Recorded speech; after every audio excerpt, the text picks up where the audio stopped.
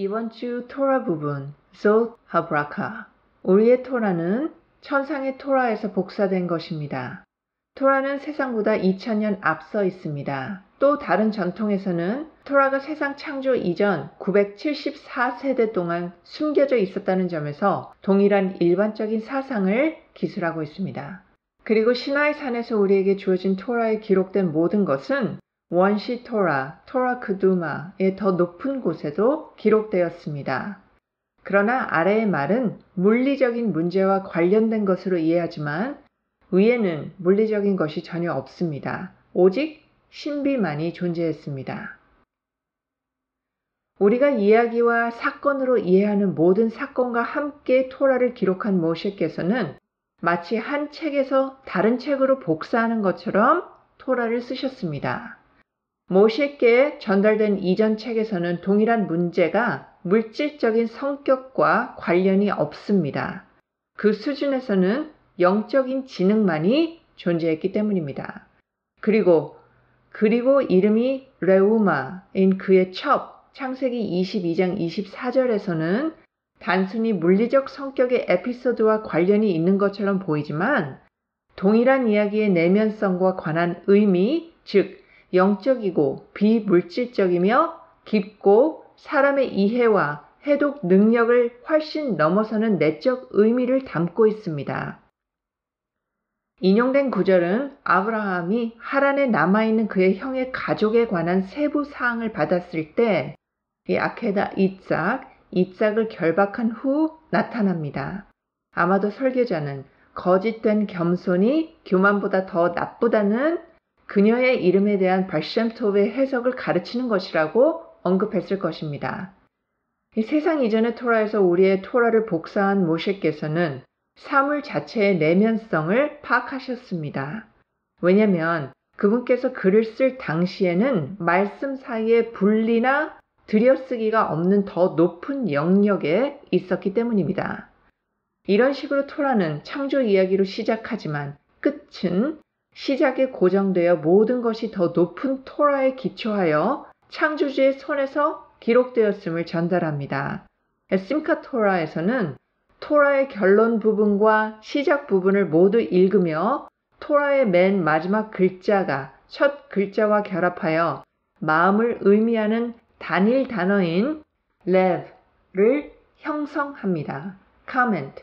스승께서는 토라의 마지막 부분, 바로 뒤에 이어지는 두루마리의 첫 번째 장, 모세의 죽음과 창조에 이어 창조로 구성된 심카 토라에 대한 시간과 그 구조 및 질서 위의 영역으로부터의 토라 개념을 암시하셨습니다. 그 관행은 토라가 더 높은 영역에서 나오고 시간 자체를 포함하여 우리 세계의 물질적 본성을 초월하고 앞서는 더 높은 토라에서 복사되었다는 주장을 상징합니다. 토라에 대한 우리의 읽기와 이해는 우리가 필연적으로 관련시켜야 하는 현실의 종류에 따라 명령되지만 그런 의미에서 토라는 그 자체의 더 높은 표명이나 표현에서 복사되었습니다. 이 견해는 이 모음집의 초기 강론에서 언급되었지만 강론집이 토라 자체와 그 낭독의 기념에 가까워짐에 따라 설교조의 신비한 경향과 방향은 더욱 강조적으로 전달됩니다. 토라는 우리가 이 세상과 존재 방식에서 살아야 할 방식으로 인도하는 동시에 주인의 마음까지 우리 자신의 경험을 초월하는 현실에 대한 이해에 뿌리를 두고 있습니다.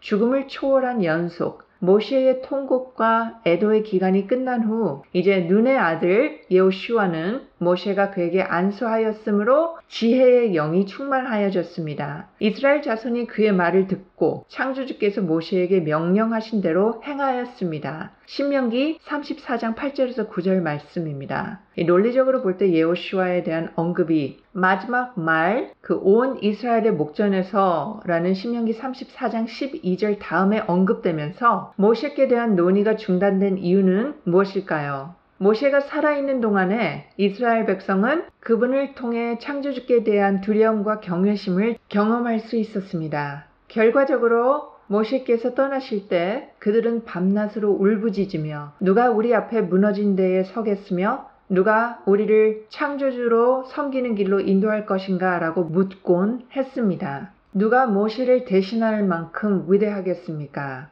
설령 그렇다고 해도 모세 같은 라비는 있을 수 없을 것입니다. 그리고 그들은 이렇게 큰 빛을 잃었기 때문에 울부짖었습니다. 그들은 결코 그의 생애 동안 그랬던 것처럼 창조주를 섬기는 일에 다시 올라갈 수 없을 것입니다. 왜냐하면 그들에게는 모세와 같은 다른 라비가 다시는 없을 것이기 때문입니다. 그러한 두려움의 분위기는 모세가 눈의 아들 여호수아에게 안수함으로써 지혜의 영이 여호수아에게 스며들었다는 것을 그들이 깨달을 때까지 계속되었습니다. 백성들은 그가 모세의 제자라고 말하기를 원하였습니다. 누구든 훌륭한 아들이나 제자를 두고 가는 사람은 죽지 않은 것처럼 여겨집니다. 그들은 모세의 영적 총명이 여호수아가 그의 제자였던 한 그에게서 나타날 것이라고 믿고 위로를 받았습니다. 이 표현은 아들이 없는 자는 죽은 것처럼 간주된다라는 미드라시의 속담과 누군가에게 토라를 가르치는 사람은 그 사람을 낳은 것과 같다라는 탈무드의 속담을 모두 연상시킵니다. 그리고 그들의 눈에는 여호수아가 이제 모세와 같아졌으며 이전에 모세를 통해 했던 것처럼 여호수아를 통해서도 영적인 성취를 계속할 수 있을 것입니다. 그러자 그들은 그 생각으로 위로를 받고 울음을 그쳤습니다. 여호수아가 모세의 제자임을 인식한 것은 마치 모세께서 죽지 않은 것과 같습니다. 그 사실을 깨닫고 그들은 더 이상 모세가 떠날 때 울지 않았습니다. 그분이 죽은 후에도 그들과 함께 계실 것이라는 것을 알고 그들은 애도하는 것을 그쳤습니다.